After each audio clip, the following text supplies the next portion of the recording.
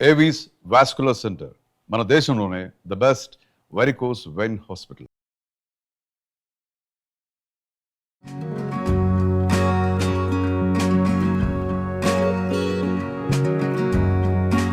Suman TV ప్రేక్షకులందరికీ దసరా పండుగ శుభాకాంక్షలు. దసరా పండుగ సందర్భంగా అమ్మవారికి రోజుకొక నివేదన చేసి పెడతాం. చక్కెర పొంగల్ చేద్దాం.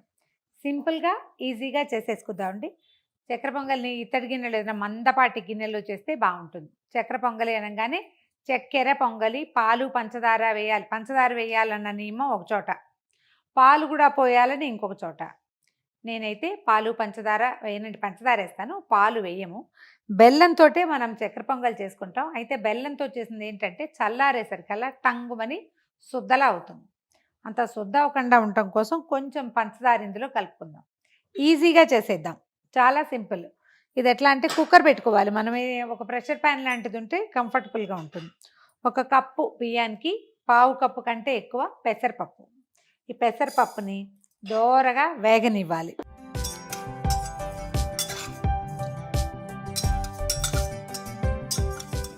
కొంచెం ముదురు వేపు రానిస్తే బాగుంటుందండి. కమ్మని వాసన వచ్చేదాకా సన్నటి మంట మీద వేయించండి. హైలో పెడితే పప్పు పైభాగం వేగిపోతుంది, లోపల వేగదు, అంత అరోమాటిక్ అంతే గుమగుమలాడుతూ రాదు.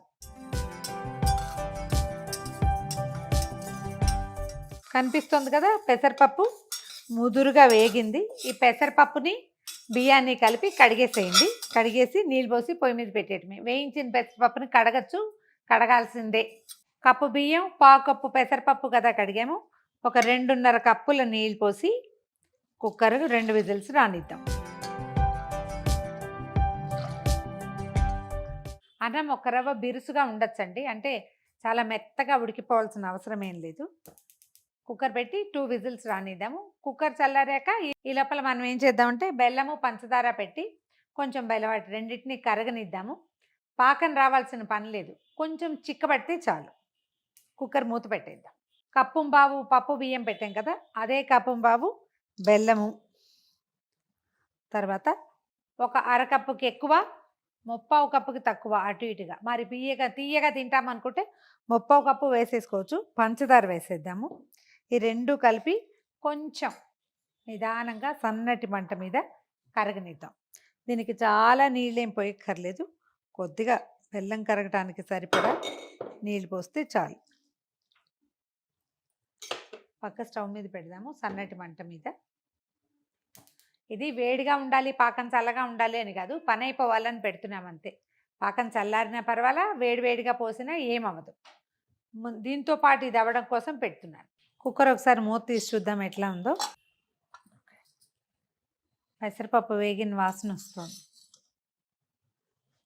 కొంచెం పొడిగానే ఉంది చూడండి. ఇందాక మనం పాకం పెట్టాం కదా, ఒకసారి చూపిస్తాను. ఏం లేదు చూడండి, జిగురు ఉందంతే, కానీ తీగ రాకూడదు. ఇప్పుడు ఏం చేద్దామంటే ఈ పాకాన్ని అలాగా అన్నంలో పోసేద్దాం. డబీమని బోర్లించేయద్దు, ఏమైనా చిన్న చిన్న రెసిడ్యూ ఉండేందుకు అవకాశం ఉంది. ఎంతో కొంత కనిపిస్తుంది పంచదారలో, బెల్లంలో కూడా. ఒక మాటు కదిపి దీన్ని విసురుని చేయకూడదు. మళ్ళీ స్టవ్ వెలిగించేద్దాం.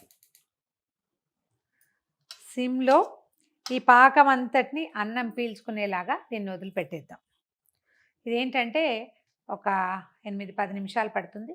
కొంచెం కొంచెం నెయ్యి వేస్తూ, మనకి చక్కెర పొంగల్కి బాగా ధారాళంగా నెయ్యి అవసరపడుతుంది. మనం ఒక కప్పుంబావు మొత్తం పెట్టుకున్నాం కదా, 1.5 కప్పు దాకా పెట్టుకున్నాం. ఓ ముప్పావు కప్పు నెయ్యి వేస్తే ఇది కొంచెం తూకంగా బాగా వస్తుంది, దేవాలయంలో పెట్టేదానిలాగా. మనం ఇంట్లో అంతంత నెయ్యి పోసుకుని ఏం చేస్తామండి, కొంచెం వేసుకుందామంటే అందులో సగంతో సరిపెట్టచ్చు. ఇలా లూజ్గా చేసి దీన్ని హైలో పెడితే మాత్రం మాడిపోతుంది. సిమ్లో పెట్టి ఉంచడం, కొంచెం కొంచెం నెయ్యి వడ్డిస్తూ దీన్ని ఉడకనివ్వాలన్నమాట. కొద్దిగా నెయ్యి వేసాను, దీంతో ఇది నిదానంగా ఉడుకుతుంది. ఎంత పూర్తిగా సిమ్లోనే ఉంచండి. చిన్న స్టవ్, 3-4 స్టవ్లు ఉంటే అన్నిటికంటే బుజ్జిపోయి ఉంటుంది కదా, దాని మీద పెట్టాలన్నమాట. అప్పుడు అడుగంటకుండా వస్తుంది. ఈ లోపల మనం కొంచెం జీడిపప్పు, కిస్మిస్లు, తర్వాత సన్నగా కట్ చేసి పెట్టుకున్న కొబ్బరి ముక్కలు వేయించేద్దాం ఇందులో వేయడానికి. కొబ్బరి ముక్కలు పచ్చి కొబ్బరి వేస్తే బాగుంటుందండి. కొంచెం సన్నటి ముక్కలు తరిగి నేతిలో నిదానంగా వేయిస్తే మంచి రుచి వస్తుంది. ఎండు కొబ్బరి వేస్తే ఏమవుతుందంటే మనం అది ప్రసాదం తీసుకున్నాక అది గొంతులోకి వస్తూ ఉంటుంది. ఆ కొబ్బరి రుచి, ఎండు కొబ్బరి ఒక నూనె వాసన వస్తుంది. పచ్చిదైతే ఎక్కువ రుచిగా ఉంటుంది. కొబ్బరి ముక్కలు బాగా వేగనిచ్చి ఆపేద్దాం స్టవ్. కొంచెం మిగిలిన వేపంతా నూనెలో వేగుతాయి. ఇది మొత్తం దగ్గర పడ్డాక అప్పుడు మనం ఈ పదార్థాలు వీటిని జీడిపప్పులు వాటిని వేసేసి ఏలక్కాయ పొడి, తర్వాత ఏమో ఇందులో మెయిన్ ఏంటంటే పచ్చకర్పూరం వేస్తేనే చక్కెర పొంగల్కి రుచి పూర్తిగా అవుతుంది. చిన్న పచ్చకర్పూరం బిళ్ళ తీసుకోవడం, నలిపేసి పొడి వేసేస్తే చక్కగా ఈవెన్గా. ఎక్కువ వేయకూడదండి పచ్చకర్పూరం, చిన్నది వేసుకోవాలి ముక్క. పాయసంలో వేసుకున్నా కూడా ముక్క ఎక్కువ వేసేస్తే ఏమవుతుందంటే ఒక రకమైన చేదు రుచి వస్తుంది. అంత వేయకుండా ఉండాలి. ఊరికే చెప్తున్నా నేను, నా దగ్గర ఏం లేదు. మనకు కావాల్సిన పూర్తి పాకం వచ్చేసిందండి. మీరు గమనించండి, ఈ అన్నానికన్నం పాకానికి పాకం కాకుండా ఒక చిత్రమైన మెరుపు వస్తుంది దీంట్లో. ఆ మెరుపు వచ్చిందంటే పూర్తిగా అన్నం పాకం సమంగా ఉడికిపోయినట్టే. ఇదిగో కొంచెం అడుగు అంటుతానంటుంది. ఇలాంటప్పుడు తీసేసేయాలి. స్టవ్ ఆపేసి కొంచెం పచ్చకర్పూరం బిళ్ళ వేసుకుంటాం. ఈ ఏలక పొడిలోనే అది కూడా వేసేసి దంచేసాం. అలా దంచుకోవచ్చు. అది వేసేద్దాము.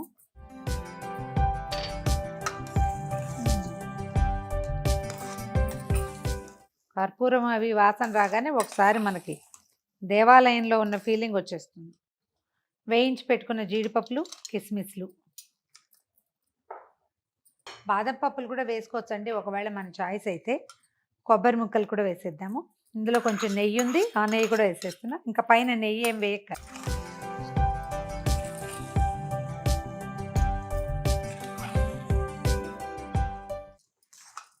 ఇలా చేస్తే మనం కేజీ 2 కేజీలు కూడా అవలీలుగా చేసేయగలుగుతామండి. పెద్ద కుక్కర్ పెట్టుకుంటే కుక్కర్లో పాకం పట్టి పోసేసామంటే చాలా సులువుగా అవుతుంది. అస్సలు చెడదు. ఎంత మాత్రం కొలత మాత్రం ఇదే.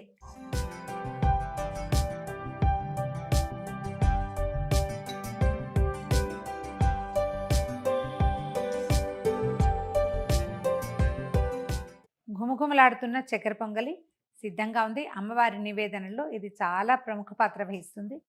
సాధారణంగా మనం పండగలప్పుడు అన్ని పండగలకి చేసుకునే పదార్థమే. కొంచెం కొలతల్లో ముందు వెనక ఆడతాం అంతే. మరొకసారి ప్రేక్షకులందరికీ దసరా శుభాకాంక్షలు.